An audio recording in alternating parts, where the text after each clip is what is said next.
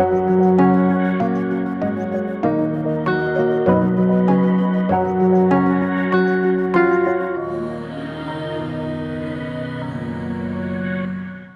പേര് ചന്ദ്രബാബു എന്നാണ്.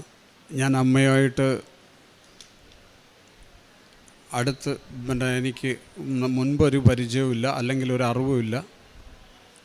ഞാൻ ക്ഷേത്രവുമായി വളരെ അടുത്ത് ബന്ധപ്പെട്ട് നിൽക്കുന്ന ഒരു വ്യക്തിയാണ്.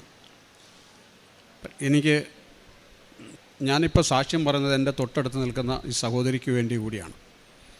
അപ്പം ഞാൻ അമ്മയെ അടുത്തറിയുന്നത്, ഞാൻ കോൺട്രാക്റ്റ് വർക്കൊക്കെ ചെയ്ത് അങ്ങനെ ജീവിതം മുന്നോട്ട് കൊണ്ടുപോകുന്ന ഒരാളാണ്. വലിയ സാമ്പത്തികത്തിലേക്ക് എത്തുകയും അപ്പോൾ പുറത്തു നിന്ന് ആരും ഞാൻ കൊടുക്കാനുള്ളതല്ല, എനിക്ക് കിട്ടാനുള്ളതാണ്. അപ്പോൾ അതിനെ തുടർന്ന് എനിക്ക് കുടുംബത്തിൽ നിന്ന് തന്നെ എന്നോട് ഭാര്യയും മക്കളുമൊക്കെ തുടർച്ചയായി ഇങ്ങനെ സംസാരിച്ചതും എന്നെ ശകാരിച്ചതിൻ്റെയും അടിസ്ഥാനത്തിൽ ഞാൻ ഇതിനൊരു പ്രതിവിധി വേണമല്ലോ. അപ്പോൾ ഞാൻ ഇവരോട് ചോദിക്കുന്നില്ല ഈ പണം. ചോദിക്കാത്തതിൻ്റെ കാരണം, എനിക്ക് ലക്ഷം തലമുള്ളവർ പോലും എനിക്കെതിരെ ഈ കേസ് കൊടുത്തിട്ടുണ്ട്. ഞാൻ കൊല്ലാൻ ശ്രമിച്ചെന്നൊക്കെ പറഞ്ഞ് എനിക്കെതിരെ കേസ് കൊടുത്തിട്ടുണ്ട്. അങ്ങനെ ഇരിക്കെ ഞാൻ യൂട്യൂബിൽ നിന്നൊരു പ്രാർത്ഥന എടുത്തു. പ്രാർത്ഥന മാതാവിനോടുള്ള പ്രാർത്ഥനയാണ്. അപ്പം ഞാൻ ആവശ്യപ്പെട്ടത് എനിക്ക് മരിക്കണമെന്നാണ്. ആരും അറിയാതെ ആദ്യമായിട്ടാണ് ഞാൻ ഇങ്ങനെയൊരു, എൻ്റെ കുടുംബത്തോട് ഞാൻ ഇതുവരെയും പറയാത്തൊരു കാര്യം, എനിക്ക് മരിക്കണം. എനിക്ക് ആത്മഹത്യ ചെയ്യാനോ അല്ലെങ്കിൽ മറ്റൊരു തരത്തിലേക്ക് മരണപ്പെടാൻ എനിക്ക് പറ്റത്തില്ല. അതിനുള്ള സാഹചര്യം അങ്ങനല്ല. അതുകൊണ്ട് ആരും അറിയാതെ പെട്ടെന്ന് ഒരു നിമിഷം ഉണരരുതെന്നുള്ളതാണ് എൻ്റെ ആവശ്യം. 21 ദിവസം ഞാൻ പ്രാർത്ഥിച്ചു. അത് പ്രാർത്ഥിക്കുന്നത് വെളുപ്പിലെ 3 മണിക്കാണ്. ഞാൻ അങ്ങനെ മറ്റൊരാളോട് അന്വേഷിച്ചപ്പം ഈ 3 മണി സമയത്ത് പ്രാർത്ഥിക്കുന്നത് നടക്കും എന്ന് എനിക്കൊരറിവ് കിട്ടി. അങ്ങനെ ഞാൻ ഈ 21 ദിവസം പ്രാർത്ഥിച്ചു. 21ൻ്റെ അന്ന് ഞാൻ വാഹനം ഓടിച്ചു വരുന്ന വഴിക്ക്, ബൈക്ക് ഓടിച്ചു വരുന്ന വഴിക്ക് എൻ്റെ കണ്ണിൻ്റെ കാഴ്ച നഷ്ടപ്പെട്ടു. വണ്ടി റോങ് സൈഡ് പോയി. നല്ല വാഹനം ഓടുന്ന വലിയൊരു വഴിയാണ്, റോഡാണ്. അങ്ങനെ അരമണിക്കൂറോളം ഞാൻ റോഡിൽ തന്നെ വണ്ടിയിൽ ചിലവഴിച്ച് വീണ്ടും വീട്ടിലേക്ക് പോയി. വീണ്ടും ഇങ്ങനെ സംഭവിച്ചു. പിന്നെ എനിക്ക് വീട്ടിലേക്ക് നടക്കാൻ പറ്റത്തില്ല, കാഴ്ച പൂർണ്ണമായിട്ടും പോയി. പക്ഷേ ഞാൻ ഇരുന്ന് നിരങ്ങി. കാരണം നമ്മുടെ പറമ്പെന്ന് പറയുക കുറേ കഴിഞ്ഞ് പിന്നെ റബ്ബറും തോട്ടമൊക്കെയാണ്. അങ്ങനെ എനിക്കറിയാം, കൃത്യമായിട്ട് അറിയാം, കണ്ണടച്ചാലും അറിയാം എവിടെയൊക്കെയാണ് മരങ്ങളെന്നൊക്കെ അറിയാം. അങ്ങനെ ഞാൻ നടന്ന് വീട്ടിലെത്തി. വീട്ടിലാരുമില്ല. ഞാൻ വൈകുന്നേരത്ത് 4:30-5 മണിയോടുകൂടി എൻ്റെ ഇളയ മകൻ വന്നു. എന്നെ തട്ടി ഉണർത്തുമ്പോൾ ഞാൻ തറയിൽ ഇങ്ങനെ കിടക്കുക. അപ്പോൾ എൻ്റെ അടുത്ത് വെച്ച് എന്ത് പറ്റിയതാണെന്ന് ചോദിച്ചു. ഞാൻ പറഞ്ഞു കുഴപ്പമൊന്നുമില്ലെന്ന് പറഞ്ഞു. ഉണർന്നപ്പോൾ എനിക്ക് പ്രശ്നമൊന്നുമില്ല. ഞാൻ പോയി മുഖമൊക്കെ കഴുകി വൃത്തിയായിട്ട് വന്നിട്ട് പറഞ്ഞു. പിന്നെ വണ്ടി വിളിക്കാൻ പറഞ്ഞു. അപ്പോൾ എന്ത് വണ്ടി വേണമെന്ന് വെച്ചാൽ ഞാൻ പറഞ്ഞൊരു ഓട്ടോറിക്ഷ മതി, തൊട്ടടുത്ത് ഹോസ്പിറ്റലിൽ പോകാനല്ലയോ എന്ന് പറഞ്ഞു. ഇവനൊരു ഓട്ടോറിക്ഷ വിളിച്ചുകൊണ്ട് വന്നു. ഞാൻ വണ്ടിയിൽ കയറി തൊട്ടടുത്ത ഹോസ്പിറ്റലിലെത്തി. ഹോസ്പിറ്റലിൻ്റെ അടുത്തെത്തിയപ്പോൾ എൻ്റെ മനസ്സ് പറഞ്ഞു വേണ്ട, കുറച്ചും കൂടെ അപ്പുറത്ത് പോകാമെന്ന്. അങ്ങനെ പോയി ഞാൻ തിരുവനന്തപുരം മെഡിക്കൽ കോളേജിലെത്തി. തിരുവനന്തപുരം മെഡിക്കൽ കോളേജിലെത്തി കഴിഞ്ഞ് ഡോക്ടർ ചോദിച്ചു എന്ത് പറ്റിയതാണെന്ന് വെച്ചാൽ ഞാൻ പറഞ്ഞു എനിക്ക് കാഴ്ചയ്ക്ക് എന്തോ പ്രശ്നമുണ്ടെന്ന് പറഞ്ഞു. അങ്ങനെ കാഴ്ച പരിശോധിക്കുന്നതിന് വേണ്ടി അതിന് മുമ്പ് അദ്ദേഹം എൻ്റെ പൾസ് ഒന്ന് പരിശോധിച്ചു. പൾസ് റേറ്റ് പരിശോധിച്ചപ്പം ഏതാണ്ട് 10-ൽ താഴെയായി. അപ്പോഴത്തേനും ഞാൻ ബോധം കെട്ടുപോയി. സ്ട്രെച്ചറിൽ കിടത്തി. പിന്നെ ഞാൻ കാണുന്നത്, ചെറിയ ഓർമ്മയിൽ കാണുന്നത്, ICUയിൽ കൊണ്ടുവന്നതാണ്. 3ൻ്റെ അന്ന് ബോധം തെളിഞ്ഞ് 21 ദിവസം മെഡിക്കൽ കോളേജിൽ ചികിത്സ കഴിഞ്ഞ് വീട്ടിൽ വരുന്നു. അപ്പോൾ പിന്നീട് ഭാര്യ പുറത്താണ്. ഭാര്യ അറിഞ്ഞിട്ടില്ല, വീട്ടിൽ മറ്റാരും അറിഞ്ഞിട്ടില്ല, അമ്മ അറിഞ്ഞിട്ടില്ല. എനിക്ക് എൻ്റെ ഇളയ പുത്രന് മാത്രമേ ഈ ഒരു സംഭവം അറിയാവൂ. ഞാൻ പറഞ്ഞു ആരോടും പറയണ്ടെന്ന് പറഞ്ഞു.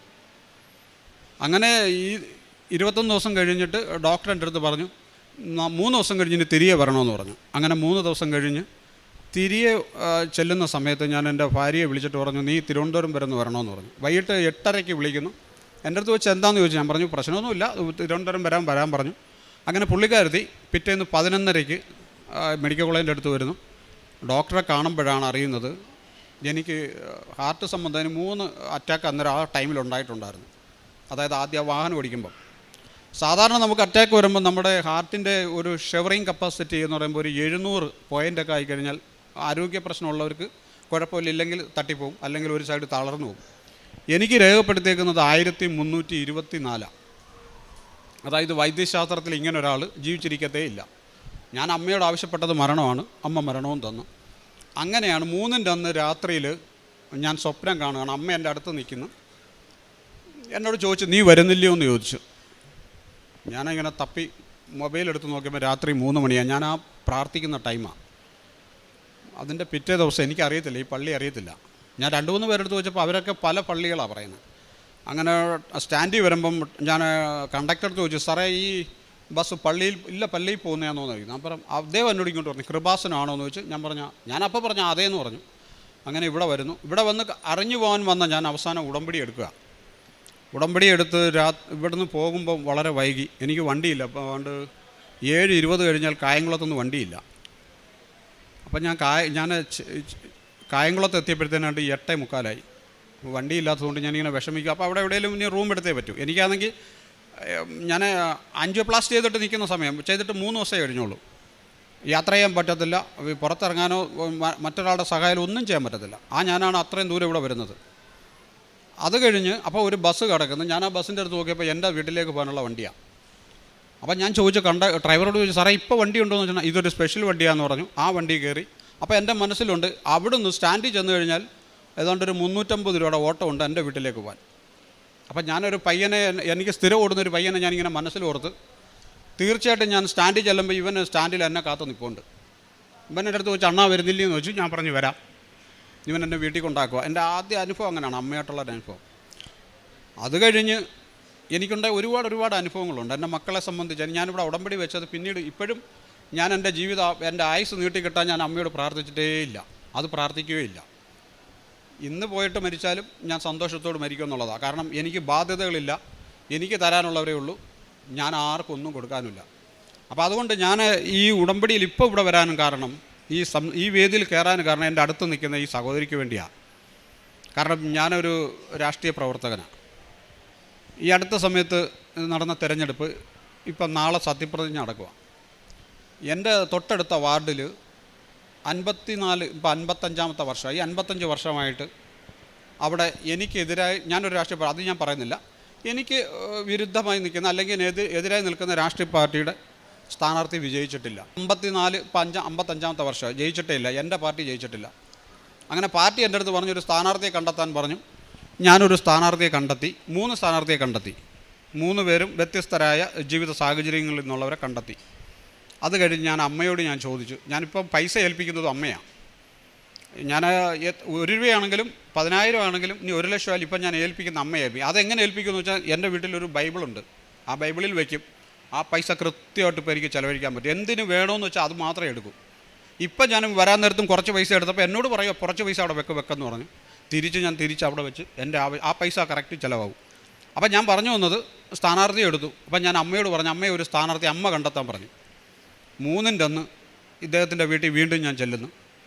അപ്പം ഇദ്ദേഹം പറഞ്ഞു ശരി ഓക്കെ പറഞ്ഞു. അങ്ങനെ ആ സ്ഥാനാർത്ഥി ജയിക്കാത്ത ഒരു വാർഡിൽ ആ സ്ഥാനാർത്ഥി നിർത്തുന്നതാവും. കെട്ടിവെച്ച പൈസയ്ക്ക് കിട്ടാൻ വലിയ ബുദ്ധിമുട്ടുള്ളൊരു വാർഡാണ്.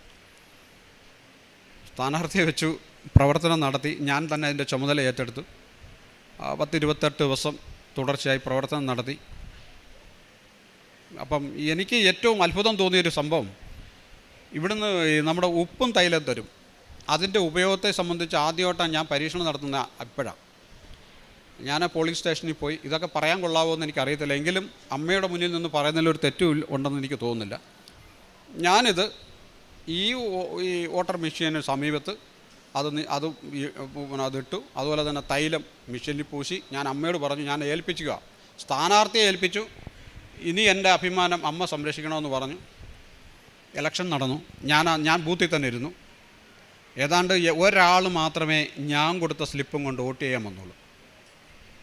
നമുക്ക് ഏറ്റവും ദുർഘടമായൊരു മാനസികാവസ്ഥയിലൂടെ അന്നേരം പോവുക. ഒരാൾ മാത്രം.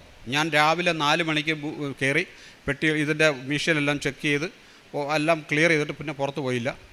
വൈകിട്ട് 4:30 പുറത്തിറങ്ങുന്നത് വരെ ഒരാൾ മാത്രം ഞാൻ കൊടുത്ത സ്ലിപ്പും കൊണ്ട് വോട്ട് ചെയ്യാൻ വന്നു. വേറെ ആരും വന്നില്ല. വേറെ വന്നവർ മുഴുവൻ എതിർ സ്ഥാനാർത്ഥിയുടെ സ്ലിപ്പുമായിട്ട് മാത്രമാണ് വരുന്നത്.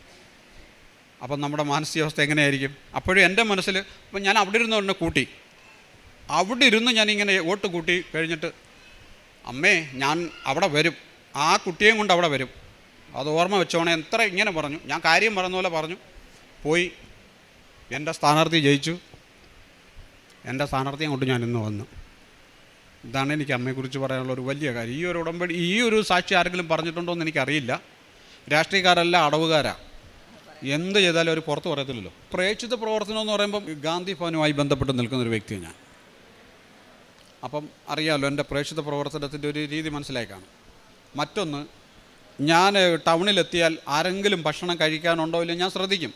ആരെങ്കിലും ഒരാളുണ്ടെങ്കിൽ വിളിച്ച് അവർക്ക് ഭക്ഷണം വാങ്ങിക്കൊടുത്തതിന് ശേഷം ഞാൻ ഭക്ഷണം കഴിക്കുന്ന ഒരാളാണ്. ഇതൊക്കെ പുറത്ത് ആദ്യമായിട്ടാണ് പറയുന്നത്, ഇത്രയും വർഷങ്ങൾക്ക് ശേഷം. പിന്നെ എൻ്റെ ദിവസത്തെ അധ്വാനത്തിൽ നിന്ന് 1 രൂപ കൃത്യം ഞാൻ മാറ്റി വയ്ക്കും. കാരണം എന്താണെന്ന് വെച്ചാൽ അത് കൂടി കഴിയുമ്പം ഒരു തുകയാവും, എന്തെങ്കിലും ഒരു 10, 500, 300, 600 ഒക്കെ ആകുമ്പം അത് ആർക്കെങ്കിലും ഒരാൾക്ക് കൊടുക്കുന്നത് ശീലം ഇപ്പോഴും ഉണ്ട്. ഇപ്പോഴും പൈസ അങ്ങനെ സ്വരൂപിച്ച് വെക്കുന്ന ഒരാളാണ്. മറ്റൊന്ന്, പത്രം തന്നാലേ ഞാൻ ഈ പത്രം എൻ്റെ പേരും എന്തിനു വേണ്ടി ഞാൻ കൊടുക്കുന്നു എന്ന് കൂടി പത്രത്തിൻ്റെ തലക്കെട്ടിൽ എഴുതും, മേളിൽ എഴുതി വയ്ക്കും. എൻ്റെ പേരെഴുതും, ഞാൻ എന്തിനു വേണ്ടിയാണ് ഈ പത്രം കൊടുക്കുന്നതെന്ന് എഴുതിയിട്ട് ഈ പത്രം SIT ആശുപത്രിയിലാണ് കൂടുതലും കൊടുക്കാറുള്ളത്. എനിക്ക് ഈ ഒരു വിശ്വാസം എൻ്റെ മരണകാലം വരെയും ഇങ്ങനെ തുടരാനാണ് എനിക്ക് ഇഷ്ടവും. അതിനെ സംബന്ധിച്ച് എനിക്ക് പറയാനുള്ളത്, എൻ്റെ ഈ ഈശോയുടെ അമ്മയോടും ചേർന്ന് പോകാനാണ് എനിക്കിഷ്ടം. ഞാൻ 3 മണിക്ക് എല്ലാ ദിവസവും ഇപ്പോൾ തനിച്ച് ഉണരും, വെളുപ്പിലെ 3 മണിക്ക് ഉണരും, 4:30 വരെ പ്രാർത്ഥിക്കും. അത് കഴിഞ്ഞ് ഒരു ദിവസമെങ്കിലും ഒരാൾക്കെങ്കിലും എന്തെങ്കിലും ഒരു സഹായം ചെയ്യുന്നൊരു ശീലം എനിക്കുണ്ട്. അതൊന്നും പറയരുതെന്ന് ഞാൻ ആഗ്രഹിച്ച, പക്ഷേ പറയേണ്ടതായിട്ടുള്ളതുകൊണ്ട് പറഞ്ഞെന്നുള്ളതേ ഉള്ളൂ. എന്നെ തുടർന്ന് ഇങ്ങനെ തന്നെ ജീവിക്കാൻ ഞാൻ ആഗ്രഹിക്കുന്നു. എൻ്റെ ജീവിതം ഇങ്ങനെ തന്നെ പോകാൻ ഞാൻ ആഗ്രഹിക്കുന്നു. അമ്മ എന്നെ അനുവദിക്കുമെന്ന് ഞാൻ വിശ്വസിക്കുന്നു. എന്നെ ഇവിടെ ഈ സാക്ഷ്യം പറയാൻ ഇവിടെ അനുവദിച്ച അമ്മയ്ക്കും തിരുക്കുമാരനും കോടാനുകോടി നന്ദി, പ്രണാമം.